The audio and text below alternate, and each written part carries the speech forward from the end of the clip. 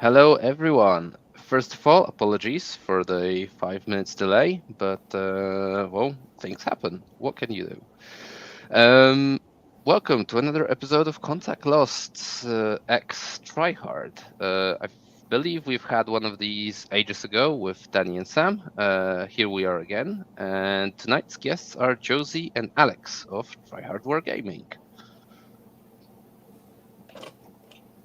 Nice to be here. This is Hello. the moment you say hello, guys. Hello. Hello. Excellent. Right, so first of all, I must thank you to our sponsors, the Army Painter and Weyland-Yutani, as well as our community of Patreons, YouTube members. If you'd like to become one of those, please do consider it. Now, today we'll be talking about the LGT and the closing of the 23-24 UKTC season by Try Hard. So let's start with the event itself. And first of all, guys, did you enjoy this year's LGT? Oh, it was fantastic, wasn't it? It was my first one actually. It was really good fun. Really good one to do. Yeah, I've been coming every year, and I think it's probably one of the best events in the UK to sort of catch up with everybody, because I think everybody and their dog shows up. So it's been quite fun. Yeah, it looks like people have to get another dog to actually hit that 1,000 person benchmark. So here's hoping for next year. What about the team? So how many people from the team attended? Yeah, so look, I think there were 13 of us from bearing the Try Hard Wargaming name, which was quite nice, and we got to sort of catch up with a few others from the server more generally. But I think pretty good series of result all round, Jesse. Oh, absolutely. We had the 13 of us there. I don't think anybody had a negative result in the end. Everybody did at least sort of 2-2, 3-2 or better, which was really good to see.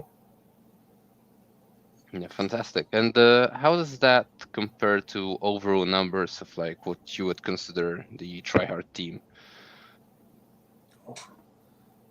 That waxes and wanes depending on the seasons, as ever.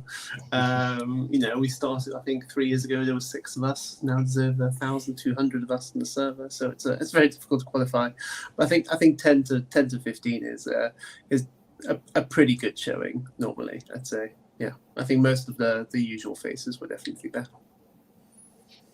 Okay, good stuff. Right, and I'm going to ask you guys this question because so far no one was able to give me an actual answer, but maybe have you got any idea of how the UKTC rankings work? And maybe without any like details, but does individual placings contribute to the team score? That is my understanding. Yeah, so I believe the team scores your top 10, if I remember right. Your best 10 individual scorers contribute to the team score. I think a player can only contribute a certain number of scores, so probably 2, maybe 3. So one person can't put forward all 10 of your results to the team because that's not really a team showing at that point. But I think that's how it works. So we've got in our team score, we've got, by the looks of it, only a couple of people who've put 2 scores in, and everybody else has got just a single score. Most of them in fact, all of them, they're from singles events because the teams events sadly put a relatively small number of points in because every team is considered a single player at teams events. So that even though there's 500, 600 people there at them, it's seen as only being like a 100-player event. Whereas obviously the super major singles get 300, 400, 500 actual players, and that gets weighted better in the rankings. So it sounds like individual high placings on some singles events actually matter more than a team showing. There's always a bit of a shift. You guys are getting? Yeah, there's always a bit of a shift at the end of the season when LGT happens because it's such a massive event and people place highly on that, and then you just sort of see the rankings just topsy-turvy. So I don't think it's actually updated yet. I don't think Zach's updated it fully, but we're interested to see what happens as a result. Oh, okay. So it's not final yet, right? It's waiting for his podcast to give some more insight into the final rankings. I think that's right, absolutely. Yeah, so I think Try Hard's 7th at the minute. We're expecting to go up to at least 6th, if not Mhm. possibly higher, but 6th is almost guaranteed at this point by the looks of the scores that come in. But the difference between currently 6th, 5th, and 4th is about 4 ranking points out of 600 odd. So there's a world where we could pass them as well. But I expect 6th this season. Okay. And did you guys have any sort of a target for this season? And does that fall in line with one? Or is it just do as best as we can and see what happens?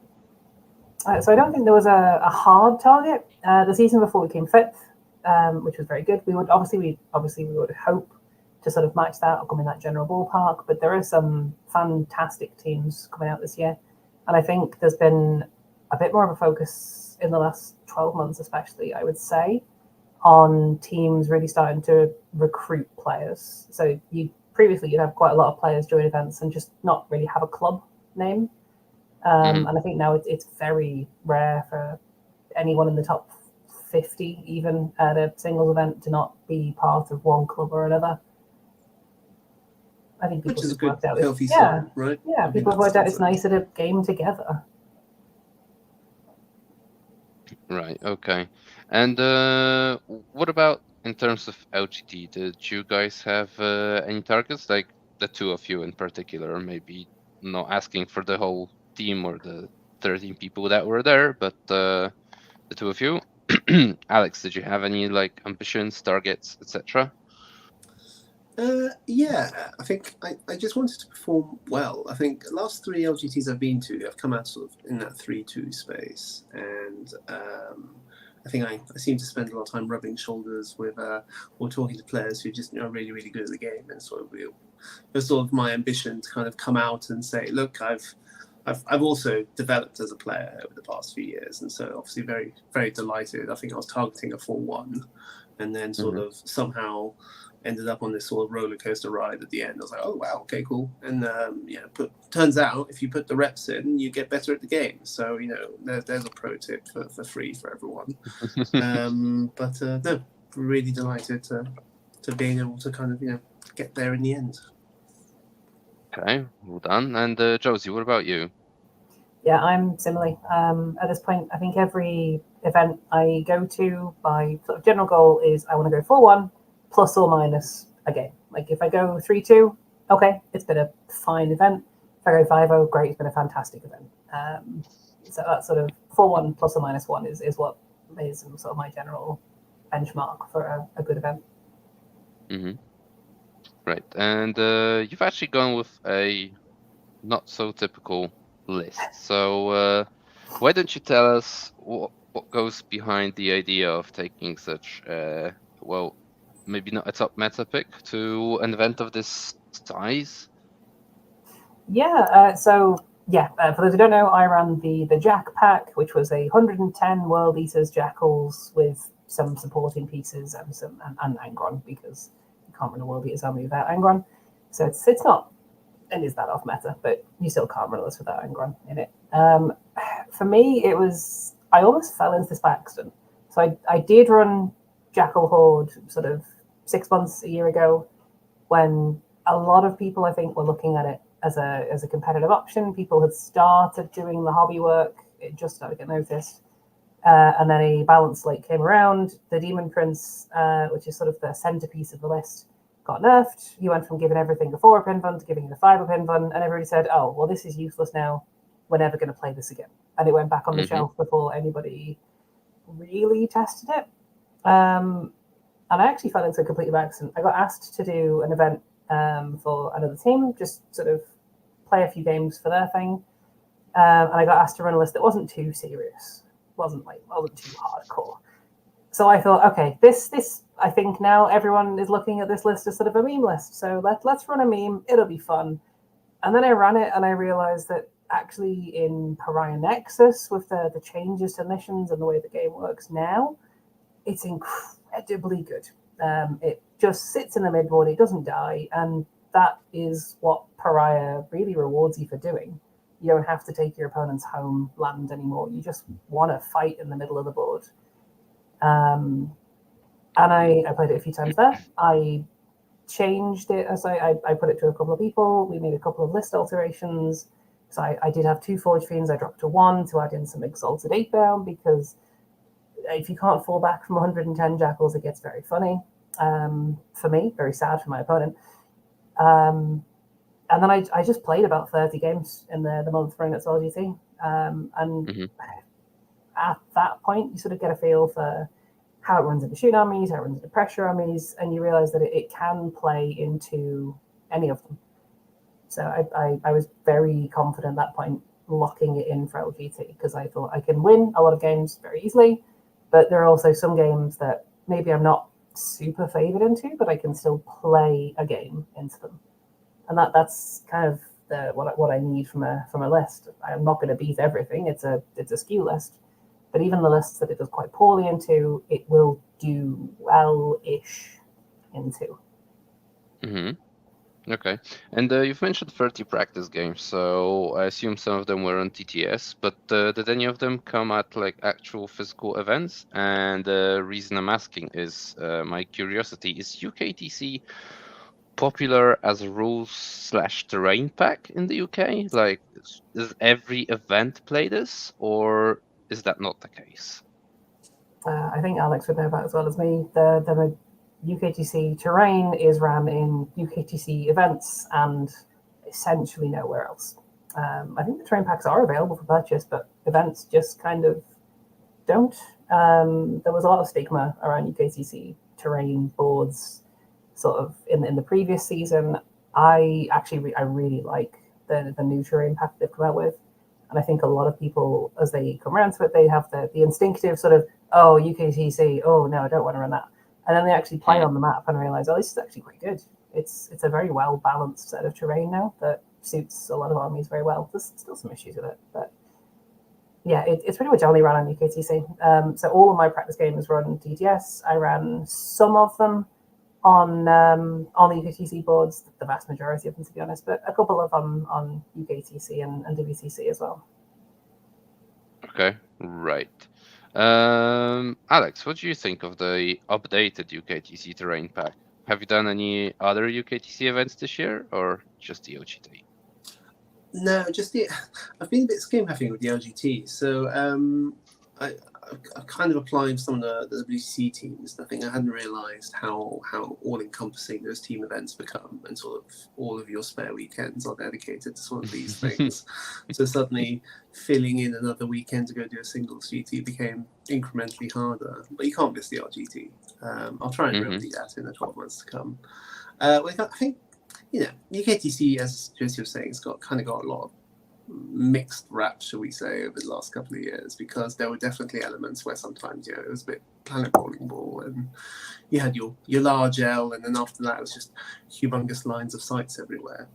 I definitely think that there's a bit of history there, so people naturally say that. By looking at the new map set, I think it's a lot more balanced.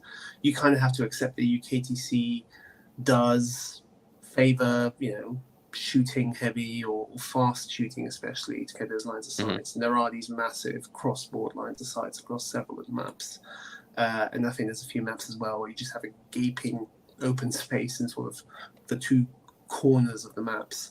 But in terms of the playability and your ability to interact with those middle objectives and the ones that matter, definitely an improvement. I think if you're playing a full melee army now, and there are some pretty juicy staging points as well, which are fairly safe. So no, I think the UKT set improves, and I appreciate Zach's limiting what he does, because he has a bazillion sets of terrain, and actually it's incredibly expensive to update a full table. But I think the adjustments, there's always room for improvement, of course, but I'm not best placed perhaps for those. But I think as a terrain set now, as a map set now, it's UKTC is a perfectly viable and respectable map set. Okay, cool. And what did you take to the LGT? Oh, well, that was super innovative. So I took I took Dark Angels, a full the typical Deathwing list. So I think I misattributed in this. It's actually so my apologies. There's John Lennon's list, but kind of came about from playing BT Iron Storm, I think at Alpine Cup earlier this year, and sort of throughout most of the first half of the year. And then the Deathwing Knights came out, and it was a classic sort of hobby, like, oh my god, these models are beautiful. I'll hobby some of those. And then it sort of was concurrent with the Dark Angel list being actually quite good and performing quite well at GTs. So kind of picked them up. What a lovely coincidence. Oh, I know. Timing sometimes works perfectly, you know. But picked them up and then basically threw in the reps and really enjoyed it. I've always enjoyed the Gladius detachment. I think it kind of gives a bit of everything, you know, the advance and charge, the full back shooting charge, the various strats. It's very much a toolbox detachment, which really plays with the flexibility of Space Marines. So actually, when you combine that with sort of 3 fat units of, you know, -1 damage, 2 up, 4 up, 4 wound models, it can be pretty fun to play around with. There was a tweak to the list. I ran Blade Guard instead of Inner Circle Companions. You know, there's no big brain meta pick there, unfortunately. It just came down to what models I had on the shelf before the LGT. So we kind of dropped out the cloaked lads, the shield lads. But no, served me really well, and I think it's a great list. Well, kind of worried to see what happens to it with the MFM, but oh well, you know, for the time being, it's been quite fun to play. So do you not miss 10-man bricks of Deathwing Knights? Are the 5-man units okay for what they do on the table? I always find that, like, when you're looking at that sort of base size, you know, the second you start leaving the 25mm, 30mm base size, I start to worry a bit about larger sized units. I prefer 5-man units because they're more flexible, they're more tradable. You're not putting as many points into one thing, which I know is a hilarious comment to make for Deathwing Knights, but anyways. But I tend to find 5-man units best. Anyways, you can't put the old 10-wing, but I don't think I'd run a 10-man block anyways, even if I could. I think that the 5-mans are probably better. I just prefer this unit typically as a player. All right, got it. Josie, you've mentioned that the Jackpack can play into pretty much anything, but were there any pairings that you were afraid of, or, well, not necessarily wanting to go up against at the event? Yeah, so I went in thinking I can take on almost anything. The things I really didn't want to play against were Grey Knights, because almost my entire army is AP1 or less, and in damage 1, sometimes damage 2. So going into 2-up armor contempt army-wide, not my idea of a fun time. And also it has the thing that sort of the Deathwing, for example, not a problem because 1 OC. Grey Knight Terminators, all of a sudden they're 3 OC each, and I can't just throw 20 cultists into that and trust that at the end of the brawl I'm going to be holding an objective, because it just won't happen. Fortunately, very few Grey Knights players, and I did dodge them. Chaos Knights, similarly, would have been a problem. They're lots of very tough guys, and it's Havoc launches for days. I don't think either me or a Chaos Knight player would want to roll that many Havoc launchers with Blast into Jackals with an N-gun and a Field Paint. It would have been just incredibly dull, and I think I probably lose that eventually, but it wouldn't be a very fun time finding out. Thousand Suns is another problem because it's just infinite flamers, a whole bunch of ways to do damage out of line of sight. And they're one of the weird lists that can pick up the Demon Prince. Like, if an opponent can kill the Demon Prince early and they decide to do that, then Jackals are a bit just cultists who can punch slightly better than regular cultists. They're pretty tough, but they're not that tough. And the whole list doesn't fall apart, but it definitely suffers. And Thousand Suns can kill a Demon Prince very cheaply, like nothing else really can reliably do. Yeah, okay, so speaking of that Demon Prince, was it hard to protect it, as it seems like a crucial part of the list?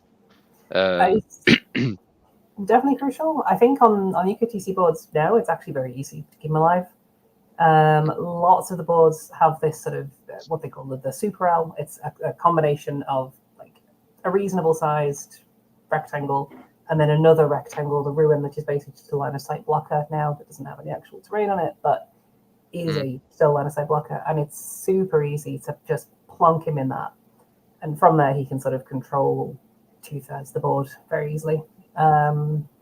It also helps that he's a toughness 10, 2 up armor, 4 up invuln, half damage guy with a 6 up feel no pain. So there are lists, well, plenty of lists actually, where I can just look at my opponent's army and say, you are not going to kill this demon prince if I send him out. If you do, you've committed an entire army to him and not to jackals or Angron, and there's still a very real chance you don't kill him. Like, I think it was round 3, I played against Bully Boys Orcs, and I looked at what that list could do to him, and I just said, yeah, screw it. He just went out, turn 2, straight into the opponent's army. He wasn't going to die, and if he did, it meant that Mega Nobs were punching him instead of Angron, or if a Nob squad is punching him instead of Jackals, it's not a problem at that point. Okay. Right. Great stuff. Alex, what about the Dark Angels list? Was there anything that you feared going into? I think one was definitely sort of that Horde high OC kind of build, right? Because the definitely Knights are pretty tough. They hit pretty hard, but ultimately they still only have sort of 16 attacks on the main dudes, 5 attacks on the master. That they will not necessarily clear 10-man squads once you start laying over those 5 up invulns or those 6 up field pains, which can come in quite clutch. So managed to get away with not necessarily facing that. I think the other matchup that give me the jitters, shall we say, was always the CSM matchup, because just the heinous amount of damage that those lovely Forge Fiends can put out. So obviously I was delighted when my round 1 was sort of a Soul Forged Warpact Forge Fiend heavy list. And because some of the objectives are quite in the open, just kind of moving out, and then next thing I know, it's like I'm rolling sort of eight armor saves. I'm like, what? Why am I rolling 8 armor saves? This is my movement phase, and just sort of losing entire squads of intercessors. Which is a pretty terrifying thing to do when it's your turn, not theirs. No, we managed to sort of push through, and as I said, with that sort of better UKTC sort of terrain set and staging points these days, you can actually hide when you really need to. So you're not putting stuff out in the open unless they're gaining you sort of secondary points, or at least denying your opponents some primary. So there's always a value to sticking your neck out if you survive the bloody Overwatch. Yes, so I think CSM was definitely sort of one of the picks I feared the most going in, and I think obviously now with hindsight, the Shadow Round game was against Admech, Johnny Simmons, who was a lovely opponent, phenomenal game. Pardon me, phenomenal game, but I didn't have a clue what was going on by that point, because there's so many Admech rules. I just didn't quite get the matchup. So obviously with hindsight, I would have said, ooh, don't want to run into Admech, but I know you don't often hear people say that in the current state of Pride Nexus, but definitely a phenomenal player, phenomenal list, and completely bamboozled me. Yeah, Admech definitely seems like one of those bit underestimated armies, but also not really played by a lot of people. Makes it hard to get reps in and fully understand GASP, how it works. But would you have done anything differently? Do you think you could have done something more in that game, now looking back at it? Yeah, sorry, pardon me, one sec. Just coming off the old cold. I think obviously understanding what Admech do generally probably helps. Probably more, the short answers, definitely more reps. But I think being maybe a bit more analytical at the game itself.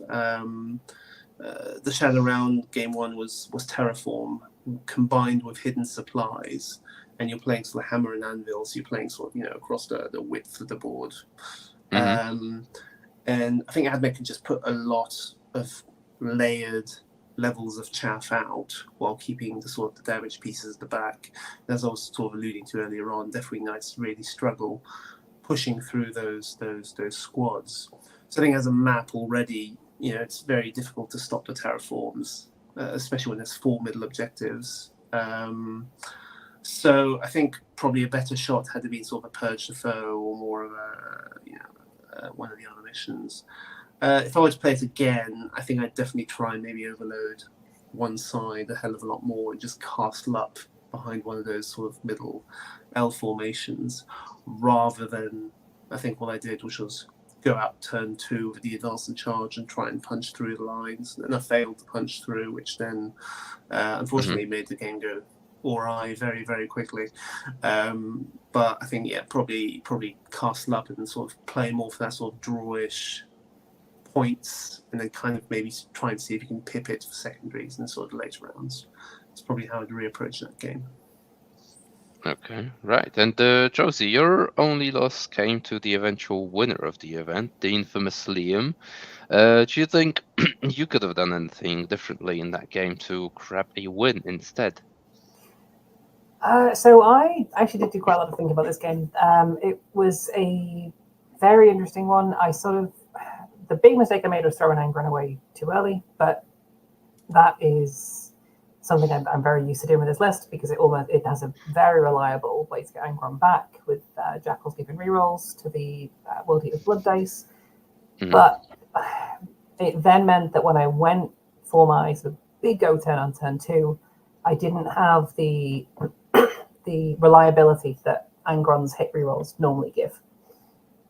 And it meant that in the end, my go turn went a lot worse than I was hoping it would have done. I sent in Demon Prince, 40 Jackals into the midboard against Lucius's Fight First squad, and then 10 Chosen also came in with Fabius Bile. It's a terrifying combo, that, by the way. And I was thinking, okay, I'm going to pick up most of Lucius's squad. I'm new to that. And then the Chosen have to sort of stick around. I maybe kill 1 or 2 of them on the charge as well. Great. They've got to hang around and fight me in the middle for a couple of turns. As it happened, the Demon Prince killed 1 Legionnaire. He put about 5 or 6 wounds through, but they're AP2, okay. And Liam just rolled 5 ups, as you can do sometimes. So that went very poorly. World-class skill. Jackals, all of them did 2 damage total to a Chosen. Didn't kill a single model. They then just carved their way through my army from there. And I think, looking back on it, I think I would still make the same decision. I would play the game almost the exact way that I played it, and it would come out differently 7 or 8 games out of 10. Like, if Liam had failed as many saves as he made on the Legionnaires, I'd have killed Lucius. And then those Chosen would have had to hang around, kill the Demon Prince, because they don't really want to hang around. Or maybe they wouldn't have even managed to kill their way through my Jackals, and then I win the midboard and the game's over at that point, because I have bottom of turn and I have Angron coming back for the single most reliable Warlord steal your home objective in the entire game, because you're not stopping Angron from taking your home if he wants to. Not when he comes back turn 4 and rapid ingresses in and does stupid things. He's such a great piece for that. No, I would have played my turn 1 differently, definitely. But from then on, I think the game plan was as good as it could have been. It just didn't work. And I think we saw that in a few of Liam's games. A few people playing against him had a great game plan. Well, not a great game plan, but the best game plan they could against the monstrosity of the list that he built. Like that Lucius brick and Bile brick combined just wins games. It's so good.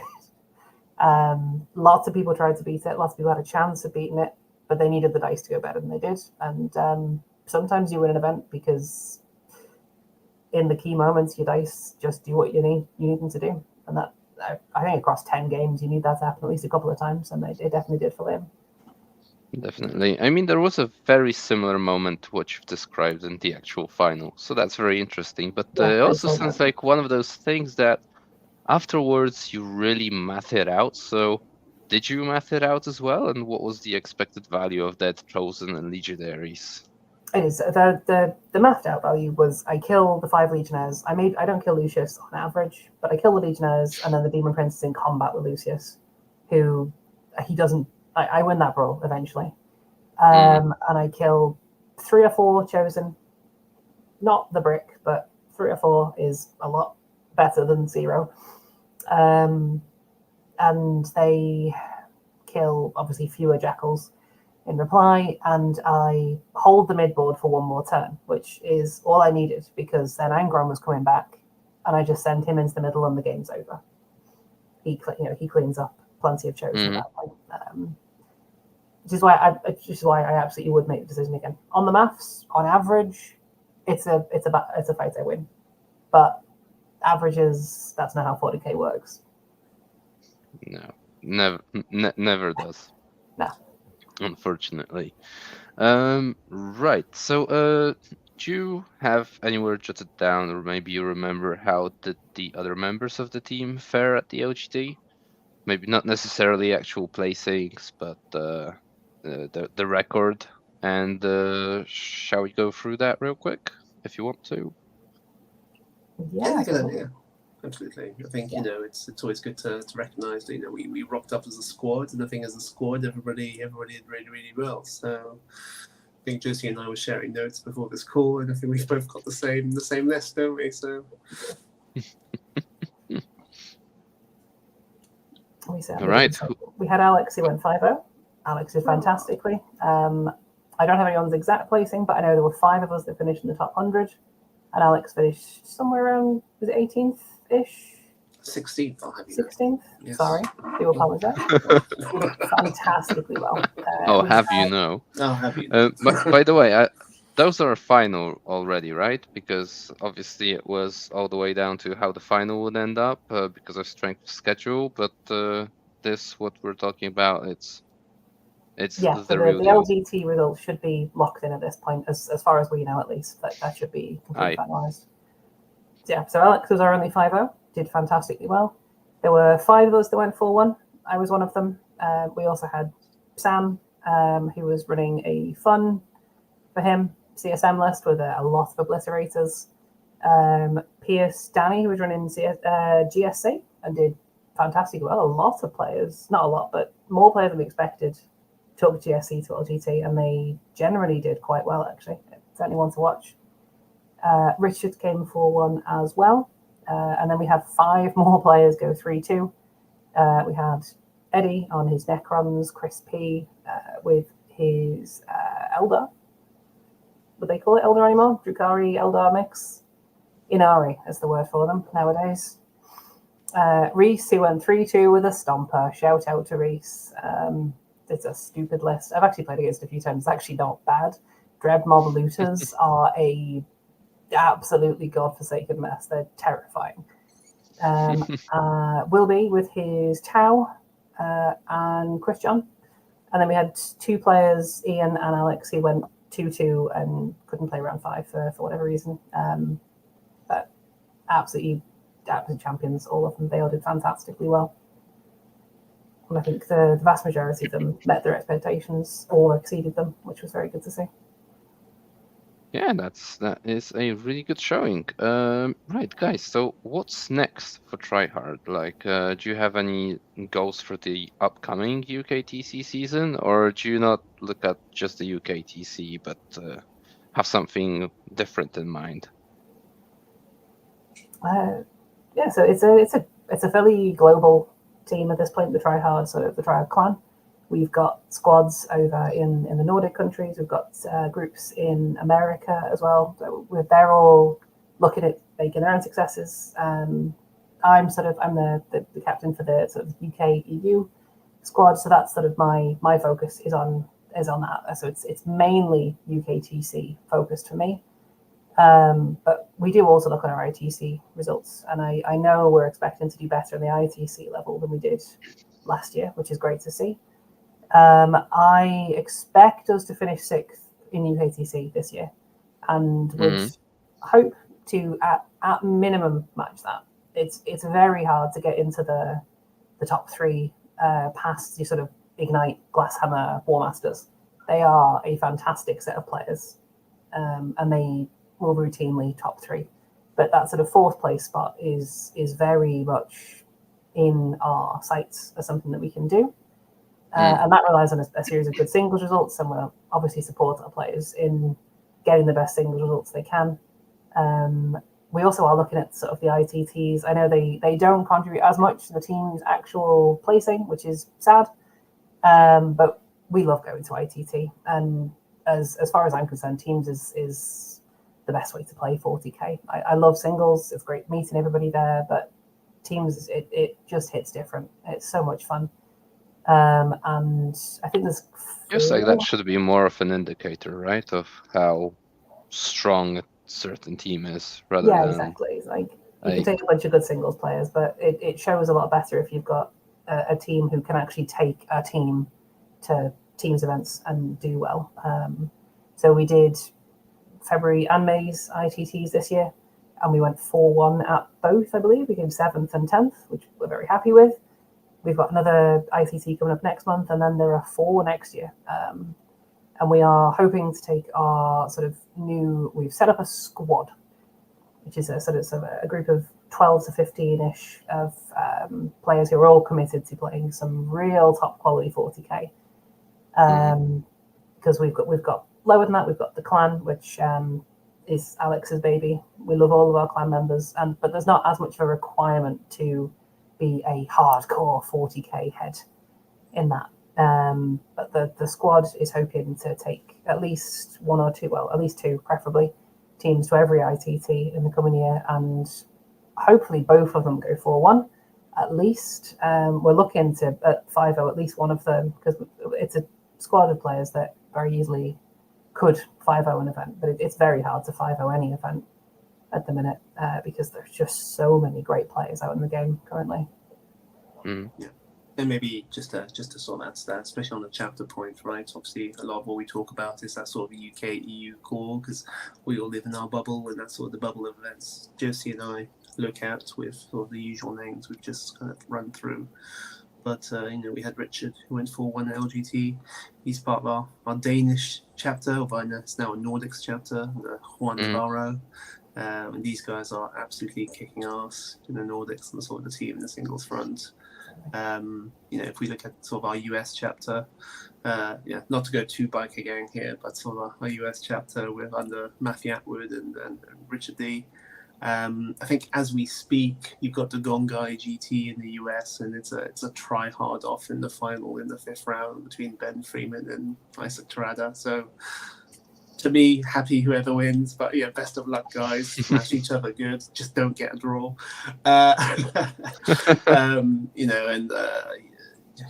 guess you heard it here first, but we've got a Romanian chapter in the works, which is sort of peep at some point imminently. So I think we're sort of popping up all over the place, and I think that's the advantage of being a Discord-based community, sort of primarily, if you will, but at the same time making the effort to actually make sure that each of those sub-communities do see each other in person regularly at events and sort of all rep the wider cult, so to speak.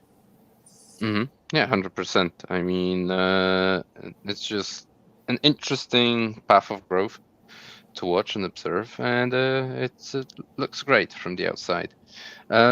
Right, well, guys, I think we'll be slowly wrapping up. So as part of that, first of all, thanks to both of you for coming in and having this conversation. Second of all, to anyone listening, I do wholeheartedly recommend joining the Try Hard Wargaming Discord server with more TTS leagues coming up after the data slate or field manual with points releases. Yeah. Like Alex said, there's like 1,200 people on there already, and the events are an absolute blast. Thank you to our sponsors, the Army Painter and Weyland-Yutani, and all of our patrons and YouTube members, and everyone who's listening. So if you like what we do, like, subscribe, all that jazz.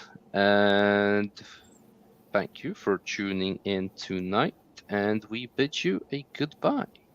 Thanks for having us. Good night, folks. Thanks for having us on.